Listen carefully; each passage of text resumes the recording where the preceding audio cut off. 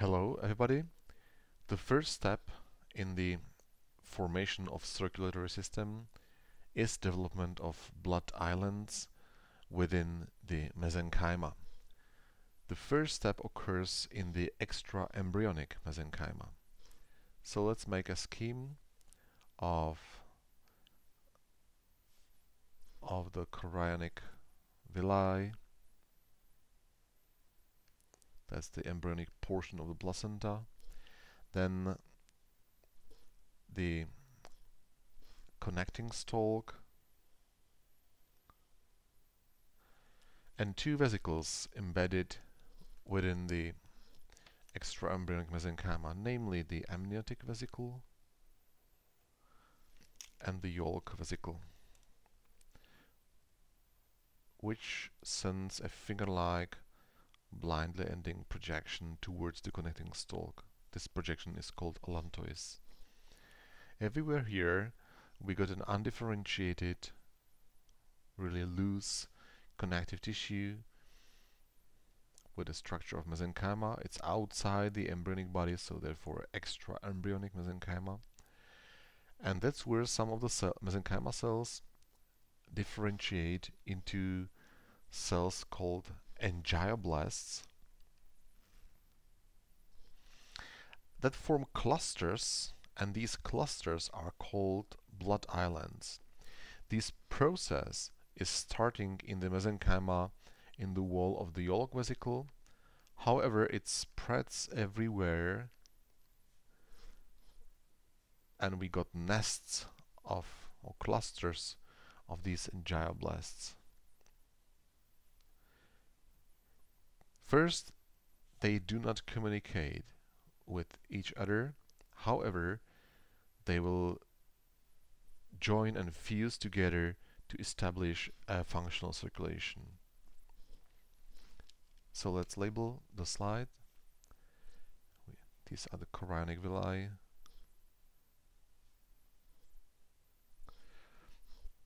This is the connecting stalk.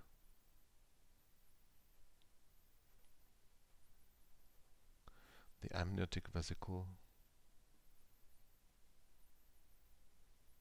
the yolk vesicle with the allantois,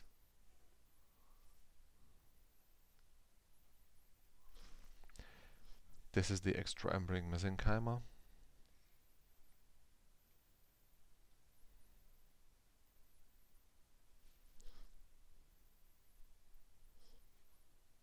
and that's where some of the cells differentiate into these blood islands.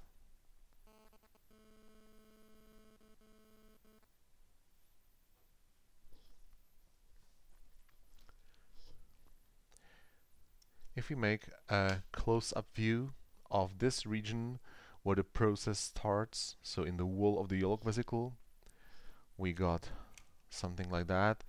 That would be the epithelium of the yolk vesicle. That's the hypoblast. And inside this extraembryonic mesenchyma that comprises spindle-shaped cells or star-shaped cells, some of the cells differentiate into more clustered angioblasts, and that's actually the blood island. Some of the angioblasts remain on the periphery, thus forming the primitive endothelium of a vascular tube. Some cells remain inside and will become circulating erythroblasts. So let me add the nuclei. So this is the yolk sac,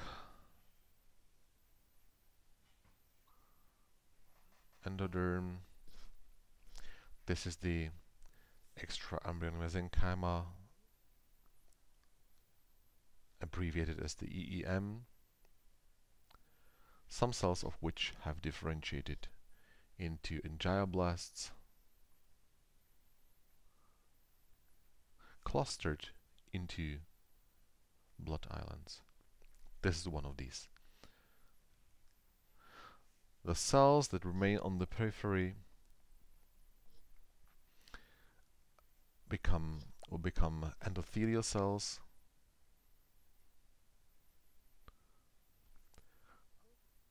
of the vascular tube. So the tube gets a lumen, and the cells inside will become, for example, erythroblasts, primitive circulating embryonic cells. So far, no circulation is possible because these islands do not communicate with each other. To establish a functional circulation, we need also the intraembryonic blood islands. So on a cross-section through the three-layered embryo with the ectoderm and its derivatives, namely the neurotube and neurocrest, underlined with the notochord and with the endoderm of the primitive gut, we know there is a significant mass of the mesoderm. It's the paraxial mesoderm, the lateral plate, the intermediate mesoderm, and the lateral plate mesoderm on both sides of the neural tube and the notochord.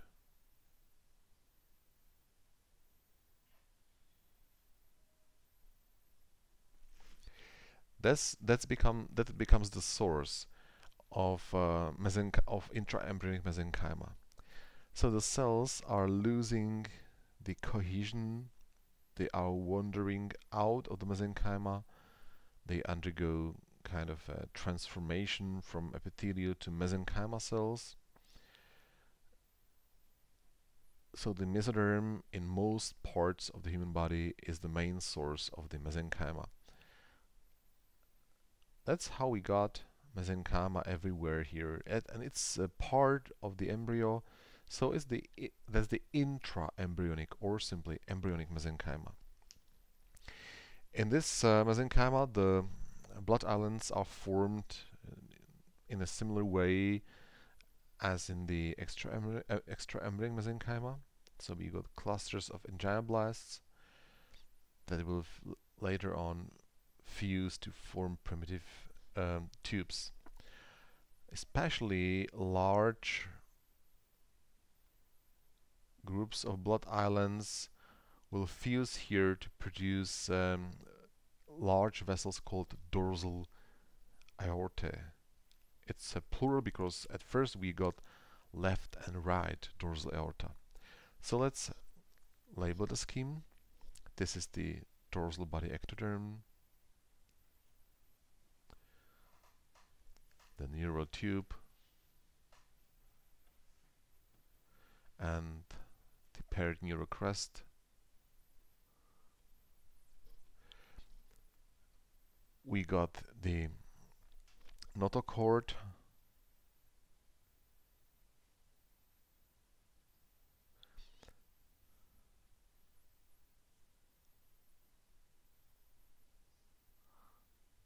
we got the mesoderm, that's the embryonic mesoderm,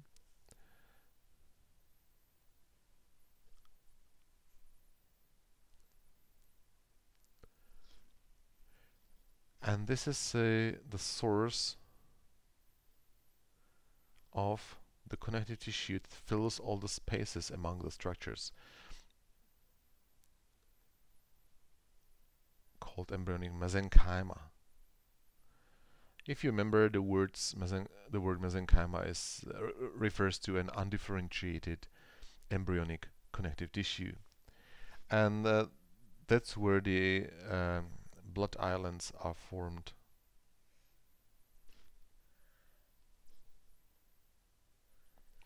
And the most prominent examples being the islands that after fusion will form the dorsal paired aorta.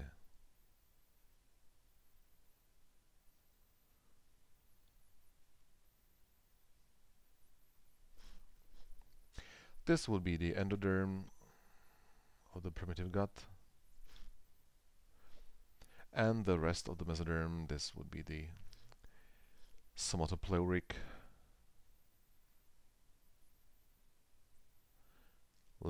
lateral plate mesoderm. This is the visceral layer close to the yolk sac. That's this splanchnopleuric.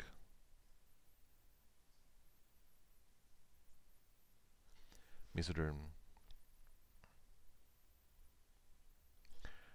And this is the somite,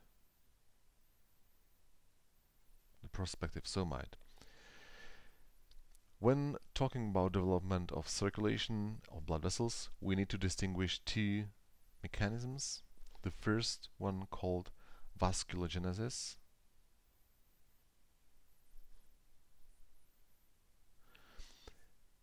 the other, perhaps more known, called angiogenesis.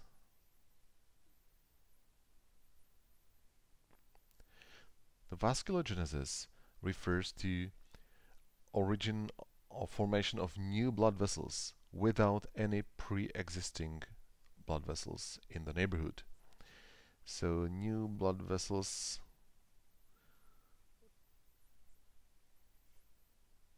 are formed, I would say, de novo, so without any connection to any previously existing. That's the mechanism of the origin of the first vascular tubes, because no blood vessels were present before. Another mechanism called angiogenesis refers to formation and growth of blood vessels. So it's formed and growing from previously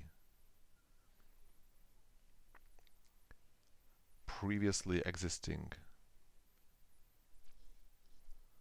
blood vessels. And that's the main mechanism of the later stages of the growth and development of circulatory system. Of course, a successful establishment of circulatory system is a necessary condition for all the other organ systems to be formed.